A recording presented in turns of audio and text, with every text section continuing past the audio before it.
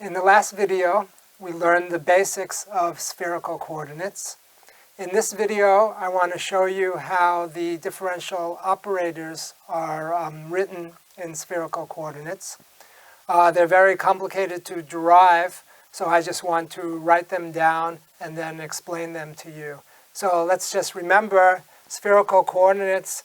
We've moved from x, y, and z coordinate system, the Cartesian coordinate system, to r, theta, and phi. R is the length of the vector, theta is the angle with the z-axis, and phi is the angle of the projection of the vector on the xy plane with the x-axis. Okay, so let me write down the differential operators. So the first differential operator is the gradient, the del operator. That takes the form r hat ddr plus theta hat 1 over r dd theta plus phi hat 1 over r sine theta dd phi. The del operator then is the kind of the basis of all the remaining calculations. The calculations are complicated because r, theta, and phi are all functions of the angles.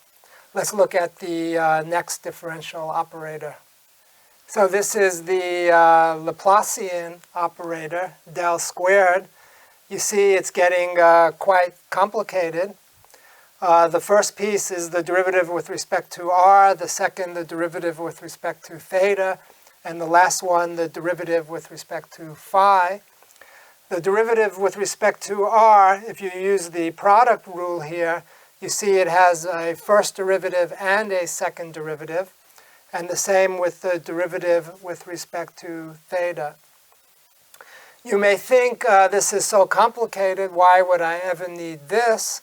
In fact, if you're a chemical engineer, you will need to learn how to do some quantum mechanics. If you want to solve the hydrogen atom, which is 1 proton and 1 electron, you do it in spherical coordinates, and you need to use the spherical coordinate form of the Laplacian. Okay, the next two sort of operations that I want to write are the divergence of a vector field and the curl of a vector field. To write that, I need to introduce a vector field. So let's introduce the vector field A. So it has 3 components. The components now are in the r hat, theta hat, and phi hat directions. So we write this as A sub r times r hat plus A sub theta times theta hat plus A sub phi times phi hat. And now we want to apply the del operator to this vector field. We're going to look at del dot A, and we're going to look at del cross A. Very complicated expressions. Let me write them down now. Okay, so this is del dot A and del cross A in spherical coordinates. You see how messy it is. Let me just step through it. So del dot A is a scalar. So it's 1 over r squared ddr of r squared a sub r. A sub r is the r hat component of A, plus the angular part, 1 over r sine theta dd theta sine theta a sub theta is the theta hat component of A, plus 1 over r sine theta dA phi d phi. A phi is the phi hat component of A.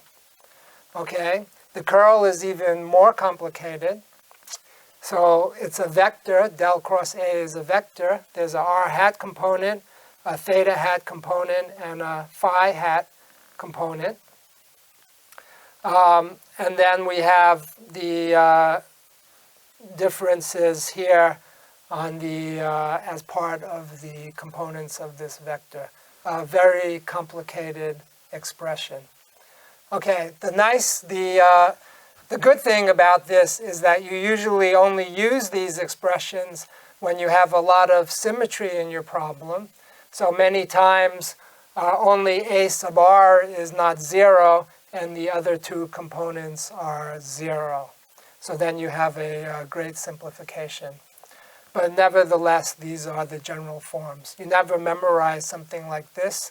It's in the notes. If you ever need it in your engineering courses, you would go to your textbook or your notes and you would look it up. Okay, so let me summarize. This is the second part of my lecture on spherical coordinates. I'm trying to show you then how these differential operators are written in spherical coordinates.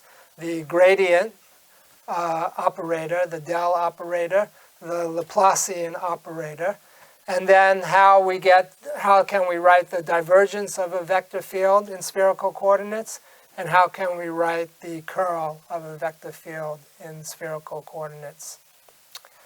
I'm Jeff Chasnoff. Thanks for watching, and I'll see you in the next video.